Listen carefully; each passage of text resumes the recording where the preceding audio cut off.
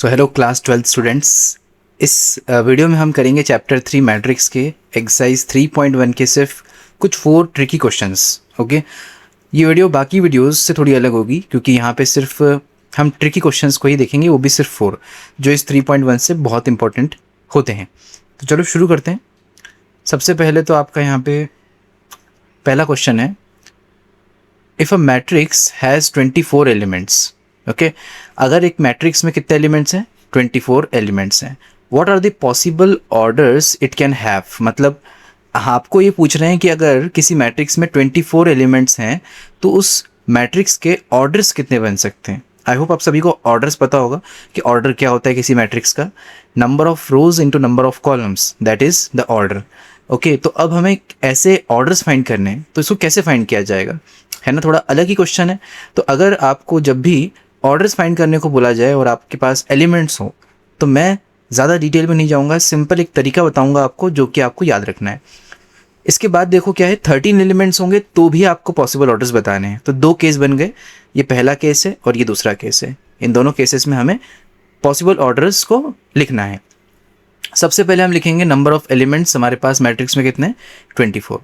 Then लिखेंगे statement the possible orders of the matrix having 24 elements are. अब orders लिखते हैं। तो ऑर्डर्स को लिखने के लिए आपको बस ये सोचना है कि इसके फैक्टर्स कौन कौन से होंगे। सबसे पहला फैक्टर हमेशा क्या लेना है, 1।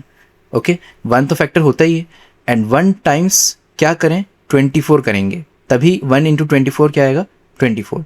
तो ये दोनों फैक्टर्स भी हैं और इनका मल्टीप्लाई करने पे 24 आ रहा है। तो ये हमारा एक ऑर्डर हो गया, राइट। ऐसे ही करना है। जैसे यहाँ पर 1 के बाद क्या आएगा, 2। क्या 2 फैक्टर है 24 का? बिल्कुल है। तो 2 इंटू क्या होता है 24, तो 12 होता है 24। This is also an order. अब ऐसे ही 3, 2 के बाद 3 आएगा। 3 टाइम्स 3 एक फैक्टर होता है क्या 24? बिल्कुल। 3 ऐसा नहीं है कि इसके बाद अगर 3 आता है तो वो लिख देना है। हमें ये भी ध्यान देना है कि ये जो लिखा है हमने 3, it should be a factor of 24। Yes it is. तो सबसे पहले हम क्या करेंगे, यहाँ पे 3 इंटू सोचेंगे कि क्या आता है 24, because if it is a factor then it should divide 24। अब डिवाइड करेगा तो इसके लिए क्या आएगा यहाँ पे 8। सो 3 8 ज़ा 24, राइट। नेक्स्ट कौन सा नंबर आता है, तो 3 के बाद आता है 4। एंड यू नो दैट कि 4 भी इसका फैक्टर है, तो हमने इसलिए 4 लिखा। अब इसके बाद हमें देखना है 4 टाइम्स क्या 24 होता है। ऑब्वियसली सबको पता है 4 6 ज़ा 24 होता है। अब 4 के बाद आता है 5, लेकिन 5 नहीं लिखेंगे because 5 is not a factor of 24। तो ये ध्यान रखना है, इस तरीके से आपको सारे ऑर्डर्स को लिखना है।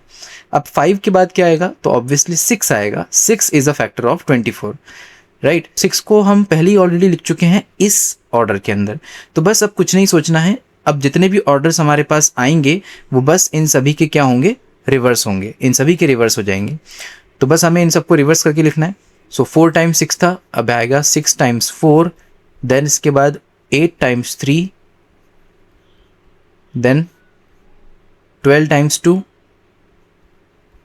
And last one is 24 times 1। बस रिवर्स करके लिखना है, ये ध्यान देना आप।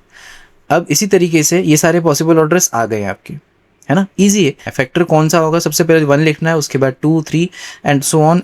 पर ये ध्यान रखना जो पहला नंबर आप लिखोगे that should be the factor of this number. जो नंबर ऑफ एलिमेंट्स हैं उसका फैक्टर होना चाहिए। अब ऐसे ही आपके पास नेक्स्ट केस में जो है 13 एलिमेंट्स दिए हैं and you need to find the possible orders. तो फॉर दैट आपको सबसे पहले नंबर देखना है 1, राइट। 1 तो हर नंबर का फैक्टर होता ही है, तो 1 से स्टार्ट करेंगे। 1 इंटू क्या होता है 13, 1 इंटू 13 13 होता है। So this is the first order which we have. Then the next one is, इसके बाद क्या लिखना चाहिए, 1 के बाद 2 3 4 कुछ लिखें? बिल्कुल नहीं, क्योंकि इसके बाद हम कोई नंबर नहीं लिख सकते since 13 is a prime number, और 13 अगर प्राइम नंबर है तो इसका फैक्टर सिर्फ 1 होगा एंड इटसेल्फ। तो 1 और 13 ही इसके फैक्टर्स होंगे। इसका मतलब और कोई फैक्टर आएगा नहीं, बस इसको हम रिवर्स करेंगे तो एक और फैक्टर आ जाएगा। इसके अलावा और कोई फैक्टर नहीं आने वाला। सो एक पॉसिबल ऑर्डर इसका ये बन गया। तो आई होप आपको ये क्वेश्चन समझ आ गया। चलो एक और ट्रिकी क्वेश्चन हमारा इसके बाद है। Next question number 2, find the values of x y and z. Okay, तो हमें यहाँ पर वैल्यूज़ फाइंड करनी है एक्स वाई एंड जेड की। 3 वैल्यूज़ हमें फाइंड करनी है। From the following equations. So equations आपको इस फॉर्म में गिवन है, क्योंकि ये मैट्रिक्स चैप्टर है तो इसमें मैट्रिक्स के फॉर्म में ही इक्वेशंस गिवन होंगी। अब यहाँ पर ये दोनों मैट्रिक्स जो है वो क्या लिखे हैं, एक दूसरे के इक्वल है। इक्वल इन द सेंस क्या होता है, इक्वल मैट्रिक्स तभी होते हैं जब दोनों के ऑर्डर सेम हो। तो आप यहाँ देख सकते हो 2 रोज हैं और 2 कॉलम्स हैं, which means the order is 2 cross 2। Same here इस मैट्रिक्स का भी ऑर्डर क्या है, 2 क्रॉस 2। ओके, तो इसलिए दोनों मैट्रिक्स इक्वल हैं। ऑल्सो मैट्रिक्स का ऑर्डर सेम होना चाहिए, साथ ही उनके करस्पॉन्डिंग एलिमेंट्स भी क्या होते हैं, सेम। मतलब कि x प्लस वाई किसके इक्वल होना चाहिए, 6 के। 2 is already equal to 2, y plus z is already equal should be equal to 5 and x y should be equal to 8. So in this way अगर हम इसको equal लिखेंगे then we able to find the values of x, y and z with the help of elimination method और substitution method. Obviously अगर 2 variables होते हैं equation में तो हम जानते हैं कि हमने 10th क्लास में elimination और substitution method पढ़ी है। तो बस उसी method का यूज़ करके हम यहाँ x और y की वैल्यू and z की वैल्यू फाइंड करेंगे। So first equation which we have is x plus y equals to 6, right? This equation will become our first equation, right? क्योंकि corresponding element equal होने चाहिए, so x plus y should be equal to 6. अब ये this is our first equation. 2 is already equal to 2, इसका कोई हमें use नहीं है। 5 plus z equal to 5. Next equation है 5 plus z is equals to 5.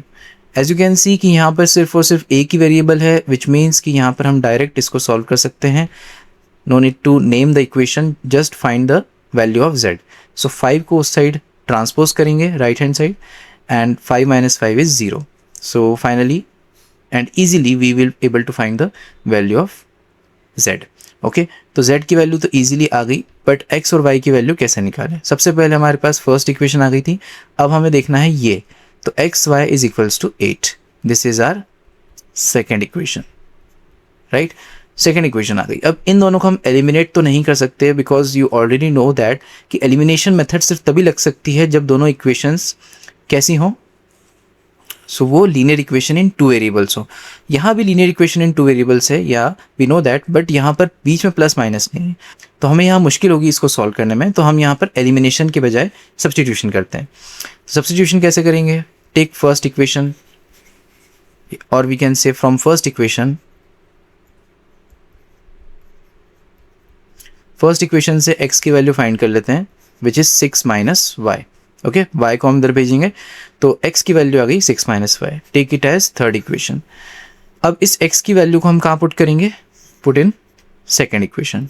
तो putting x is equals to 6 minus y in second equation. तो second में put कर रहे हैं, तो x की वैल्यू 6 माइनस वाई हमने पुट कर दी x की प्लेस पे यहाँ पे सेकेंड इक्वेशन में, and y is equals to 8। Just इसको सॉल्व कर लेंगे। 6 times y is 6y, y times y is y square is equals to 8।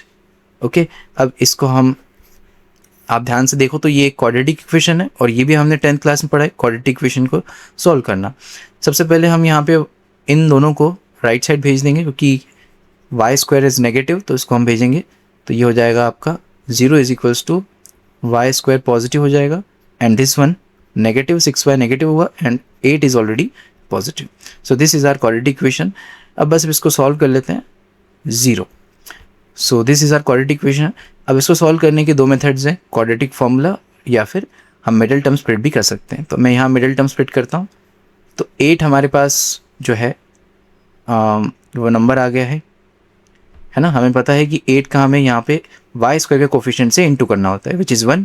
सो 8 1 ज़ा 8। अब इसके फैक्टर्स ऑब्वियसली क्या आएंगे, 2 2 ज़ा 4, 2 1 ज़ा 2, 3 2 आएंगे। अब इन तीनों फैक्टर्स का यूज़ करके हमें 2 नंबर्स ऐसे बनाने हैं जिनका प्लस या माइनस करने पे 6 आए, मतलब 6 को हमें स्प्लिट करना है। तो यहाँ पे 2 2 ज़ा हो जाएगा 4, एंड दिस 2, 4 एंड 2 इन दोनों का प्लस करने पे आएगा 6। So these are the 2 numbers in which we have splitted the number 6.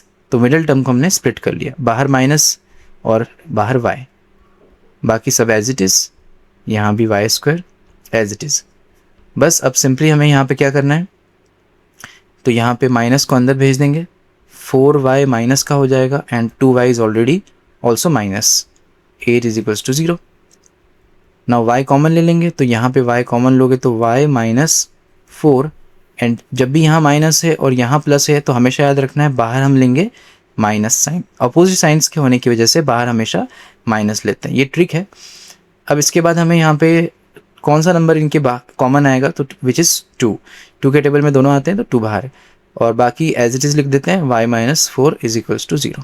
हमारे पास दो फैक्टर्स आ गए, एक y माइनस 4 एंड एक y माइनस 2।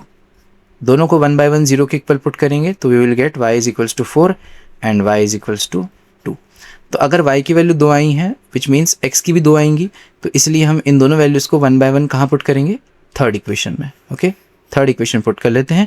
तो x is equals to 6 minus 4, तो ये आ गया 2, and x is equals to 6 minus 2 which is 4। तो दोनों को हमने एक एक करके पुट किया, तो यहाँ से x की वैल्यू भी हमें 2 मिल गई।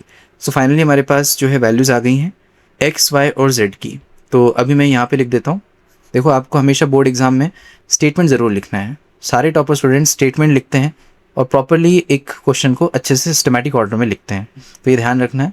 Hence the values of x is equals to 2, y is equals to, okay, x की वैल्यू 2 आई थी जब y की वैल्यू हमने क्या पुट की थी 4, तो y is equals to 4 and z तो हमेशा 0 है। ऑल्सो यहाँ पे हम लिखेंगे x is equals to 4, x की वैल्यू 4 जब y की वैल्यू हमने क्या पुट की थी 2 and z is already 0। So this is the final answer. I hope आपको समझ में आ गया होगा। ये इक्वल मैट्रिक्स जब होते हैं तब उन पे बेस्ड क्वेश्चन आते हैं जिसमें हमें x, y, z की वैल्यू फाइंड करनी होती है, तो it is little bit tricky question. Now next third question is also the same question, but ये थोड़ा सा उससे अलग है। अब यहाँ क्वाड्रेटिक इक्वेशन तो नहीं बनेगी, बट लेट्स सी क्या होता है। यहाँ पे क्वेश्चन सेम है, हमें a, b, c की वैल्यू और d की वैल्यू, यहाँ 4 वेरिएबल्स हैं, सबकी वैल्यूज फाइंड करनी है, और यहाँ पर हमारे पास 2 मैट्रिक्स गिवन है, दोनों इक्वल है, तो दोनों को हम इक्वेट कर देते हैं और यहाँ इक्वेशंस बनेंगी and will find the values of x, y and z। सबसे पहली इक्वेशन है a minus b is equals to -1। Okay, you can see here a minus b किसके इक्वल होना चाहिए, -1 के। Similarly 2a plus c is equals to 5। इसको first equation बोल देते हैं और इसको second equation. And 2a minus b this is are third equation which is equal to 0, and 3c plus d is equals to 13. Okay, this is our fourth equation. So अब आप ध्यान से देखो, तो एलिमिनेशन हम यहाँ पर लगा सकते हैं। ओके, एलिमिनेशन तब लगती है जब बीच में प्लस माइनस हो, तो यहाँ प्लस माइनस दिख रहा है। In first and third equation को आप ऑब्जर्व करो, और लेटर्स भी सेम है, यानी वेरिएबल्स भी सेम है, तो हम इन दोनों इक्वेशंस को सॉल्व कर सकते हैं। बट आप ध्यान देना कि ए सी, यहाँ पर ए सी है और कहीं पर भी ए सी नहीं है, यहाँ सी डी है और कहीं पर भी सी डी नहीं है, तो ये दोनों आइडेंटिकल इक्वेशंस हैं, दोनों अलग है, इनको हम एलिमिनेशन से सॉल्व नहीं कर पाएंगे, किसी से भी सॉल्व नहीं कर पाएंगे इनको। तो हम फोकस करेंगे कि पहले 1, 3 को यू सॉल्व करें और ए बी की वैल्यू फाइंड करें, क्योंकि अगर हमें ए पता चल जाए तो हमें यहाँ पुट कर देंगे, यहाँ से सी पता चल जाएगा, तो ए की वैल्यू पुट करने से सी पता चल जाएगा, सी की वैल्यू यहाँ पुट कर देंगे तो डी पता चल जाएगा। तो अल्टीमेटली हमें पहले ए निकालना है, सारी वैल्यूज अल्टीमेटली पता चल जाएंगी। तो हम लिखेंगे क्या, स्टेटमेंट रहेगी।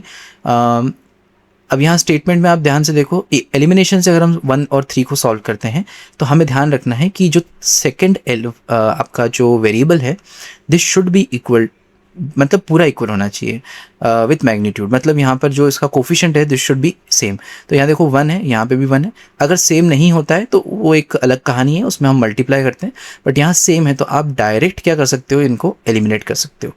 देखो, एलिमिनेट करने के लिए ध्यान देना, जब भी 2 वेरिएबल्स का साइन डिफरेंट होता है तभी एलिमिनेट हो सकता है। तो एलिमिनेट करने के लिए हम यहाँ पर लिखेंगे सब्ट्रैक्ट करना पड़ेगा हमें। देखो, एलिमिनेट करने के लिए हम क्या करेंगे, सब्ट्रैक्ट क्यों करेंगे, क्योंकि अपोजिट साइंस है। देखो, अपोजिट साइंस बनाने पड़ेंगे तभी तो सब्ट्रैक्ट होगा, सेम साइंस है ना, तो एलिमिनेट कैसे होगा। तो जब आप दोनों इक्वेशंस को माइनस करते हो तभी इन दोनों के साइन चेंज हो जाते हैं और उसके बाद हम क्या कर पाते हैं, इनको एलिमिनेट। तो लिखेंगे subtracting equation first from third. Okay, तो सब्ट्रैक्टिंग कर रहे हैं फर्स्ट फ्रॉम थर्ड, मतलब थर्ड को ऊपर लिखेंगे 2a minus b is equals to 0 and नीचे रहेगी a minus b is equals to -1। अब इन दोनों इक्वेशंस को अगर हमें सब्ट्रैक्ट करना है तो उसके लिए हमें साइन चेंज करने पड़ेंगे। सब्ट्रैक्शन हमेशा साइन चेंज करता है नीचे वाले इक्वेशन के एलिमेंट्स के। तो यहाँ पर इन टर्म्स के साइन चेंज हो जाएंगे, ये माइनस की हो गई, ये प्लस की टर्म हो गई और ये प्लस की हो गई। ठीक है, 2a प्लस का है और a माइनस का है। देखो नीचे वाले का साइन माइनस का हो गया तो 2a में से a गया, a बचा। एक माइनस का और एक प्लस का, अब देखो दोनों के साइन अपोजिट हो गए हैं तो एलिमिनेट हो जाएगा। ध्यान देना, जब भी अपोजिट साइंस होते हैं तो हमें सब्ट्रैक्शन नहीं करना है, तब हम प्लस करेंगे तो ऑलरेडी वो एलिमिनेट हो जाएगा, डायरेक्ट एलिमिनेट हो जाएगा। तब हम इक्वेशंस को सब्ट्रैक्ट नहीं करते, ऐड करते हैं। ऐड करने का मतलब नीचे वालों के साइन चेंज नहीं होंगे, और वो कब नहीं होंगे, जब अपोजिट साइंस यहाँ पे ऑलरेडी इक्वेशंस में है। लेकिन जब अपोजिट साइंस नहीं होते हैं तब हमें क्या करना होता है, इक्वेशंस को सब्ट्रैक्ट करना होता है, तब जाके नीचे वालों के साइन चेंज होते हैं, तब जाके दोनों एलिमिनेट हो पाते हैं। तो ध्यान देना, अब यहाँ पर एलिमिनेट हो गया है, इसका साइन हो गया है प्लस का, तो प्लस का 1, तो a की वैल्यू आ गई 1। अब इसको हम यहाँ पुट करके c और d निकाल सकते हैं, बट पहले हम b की वैल्यू फाइंड कर सकते हैं। तो हम लिखेंगे putting a is equals to 1 in third equation. तो हमारे पास 2 इंटू a की value 1 minus b is equals to 0। तो 2 minus b is equals to 0, so b is equals to क्या आ जाएगा, 2। ओके, तो अब इस b की वैल्यू को तो हमें कहीं यूज़ करना नहीं है, हमें a की वैल्यू को यूज़ करना है। पुट करते हैं a is equals to 1 in equation third में ही पुट कर सकते हैं, फोर्थ में तो पुट कर नहीं सकते, तो यहाँ पुट कर लेते हैं a is equals to 1 in second equation. Okay, यहाँ हमें सेकंड इक्वेशन पुट करना है इसको। तो 2 into 1 plus c is equals to 5, 2 1 जा 2 plus c is equals to 5, c is equals to 5 minus 2, so c is equals to आ गया 3। Okay, c की वैल्यू आ गई 3। अब इस c की वैल्यू को हम पुट कर लेते हैं फोर्थ इक्वेशन में, and we will get the value of d। Okay, तो d की वैल्यू फाइंड करने के लिए हम putting c is equals to 3 in fourth equation. So 3 into 3 plus d is equals to 13, 9 plus d is equals to 13, and finally d की value क्या आ गई, 13 minus 9 which is 4। Okay, so d की value भी आ गई। अब आपको statement बताइए कैसे लिखना है। Hence the values of a b c d are a is equals to 1, b is equals to 2, c 3 and d is equals to 4। वो आप लिख लोगे। चलो अब देखते हैं नेक्स्ट क्वेश्चन। तो देखो, अब हमारे पास क्वेश्चन नंबर 4 है। इसमें हमें बोला है the number of all possible matrices of order 3 cross 3 with each entry 0 और 1 इज, और ऑप्शंस गिवन है। अब देखो, हमें यहाँ नंबर ऑफ पॉसिबल मैट्रिसेस बताने हैं, कितने पॉसिबल ऑर्डर मतलब मैट्रिसेस हम बना सकते हैं। अगर सभी मैट्रिसेस का ऑर्डर क्या होना चाहिए, 3 क्रॉस 3, मतलब इस ऑर्डर के मैट्रिसेस हमें चाहिए, लेकिन वो कितने बन सकते हैं। देखो, ऑर्डर जैसे फर्स्ट क्वेश्चन किया था वैसा नहीं है ये, इसमें हमें ऑर्डर एक ही चूज़ करना है, एक ही गिवन है 3 क्रॉस 3, इसमें ऑर्डर्स बनाने नहीं है। ओके, हमें एंट्रीज दे के रखी हैं, तो ध्यान से देखो, एक हमें मैट्रिक्स गिवन है, उस मैट्रिक्स की बात कर रहे हैं, उसका ऑर्डर क्या है, 3 क्रॉस 3। अब ऐसे कितने मैट्रिक्स हम बना सकते हैं, ऐसे कितने मैट्रिक्स हम बना सकते हैं जिनका ऑर्डर 3 क्रॉस 3 हो। ठीक है, और अब हम जानते हैं 3 रोज होंगी इसके अंदर और 3 कॉलम्स होंगे, मतलब कि हर एक जगह पे कौन कौन सा नंबर आ सकता है, तो या तो 0 आ सकता है या फिर 1 आ सकता है। ठीक है, यही हमें पॉसिबल वैल्यूज़ पुट करनी है। वैसे तो हम मैट्रिक्स में कोई भी real number, unreal number, irrational number कुछ भी पुट कर सकते हैं, फ्रैक्शनल है ना, कुछ भी पुट कर सकते हैं, बट यहाँ हमें रेस्ट्रिक्ट किया है और बोला है सिर्फ आप 0 और 1 में से ही कोई भी एक वैल्यू पुट कर सकते हो हर एक एलिमेंट में। तो अब इस क्वेश्चन को कैसे सॉल्व करेंगे। ऐसे तो कितने सारे मैट्रिक्सेस बन सकते हैं जिसमें सब जगह 0 हो, या सब जगह हर एलिमेंट 1 हो, या फर्स्ट 1 हो बाकी सब 0 हो, या फर्स्ट 0 हो बाकी सब 1 हो। ऐसे कई सारे बन सकते हैं, बनाते तो बैठेंगे नहीं हम। तो इसलिए हम इसके लिए क्या करेंगे, एक ट्रिक है, इसके लिए एक फॉर्मूला है। आपको क्या करना है, कितने नंबर्स हम भर सकते हैं एक प्लेस पे, तो हम भर सकते हैं 2। इसके ऊपर पावर जो होगी वो क्या आएगी, ऑर्डर ऑफ द मैट्रिक्स, मतलब उस मैट्रिक्स का ऑर्डर कितना होना चाहिए। सो हमें एलिमेंट्स में रखना है, हर एक एलिमेंट्स की जगह पे 2 नंबर आ सकते हैं, और ऑर्डर जो है वो 3 क्रॉस 3 है। अगर हम इसको सॉल्व करें तो हमें मिलेगा 2 की पावर 9, और इसको और फर्दर सॉल्व करेंगे तो आएगा 512। सो 512 इतने मैट्रिक्स बन सकते हैं। ओके, तो ये है इसका फॉर्मूला। नंबर ऑफ मैट्रिसेस अगर हमें पूछा जाए और ऑर्डर हमें दे दिया है और हमें बता दिया कितने एलिमेंट्स में हम कितनी एंट्रीज भर सकते हैं, मतलब एलिमेंट्स की जगह कितने नंबर भर सकते हैं। तो हमें 2 दिया है तो 2 आ जाएगा, 3 तो 4 3 आ जाएगा, 4 हो तो 4 आ जाएगा। बस यहाँ जो भी जितनी भी एंट्रीज दी हैं वो रखना है, जो भी आपको ऑर्डर गिवन है वो रखना है एंड बस सॉल्व कर देना है। ओके, तो आई होप आपको क्वेश्चन 4 समझ में आ गया होगा और सारे क्वेश्चन समझ में आ गए। ये थोड़े ट्रिकी क्वेश्चन हैं एक्सरसाइज 3.1 के, बाकी तो ईजी हैं, बस वैल्यूज पुट करके सॉल्व करने होते हैं। तो इसमें हमने इतनी क्वेश्चंस किए, आई होप आपको समझ में आ गया होगा। नेक्स्ट वीडियो में हम और कुछ क्वेश्चंस को सॉल्व करेंगे जो नेक्स्ट एक्सरसाइज से रिलेटेड होंगे। सिर्फ हम ट्रिकी क्वेश्चंस ही लेंगे, जो आपको कंफ्यूज करते हैं उनको ही सॉल्व करेंगे। अगर ये वीडियो पसंद आई है, क्वेश्चन समझ में आ गए हैं आपको, तो वीडियो को लाइक शेयर सब्सक्राइब ये सब आप कर सकते हो अगर चाहो तो। बाकी मिलते हैं नेक्स्ट वीडियो में। Thank you.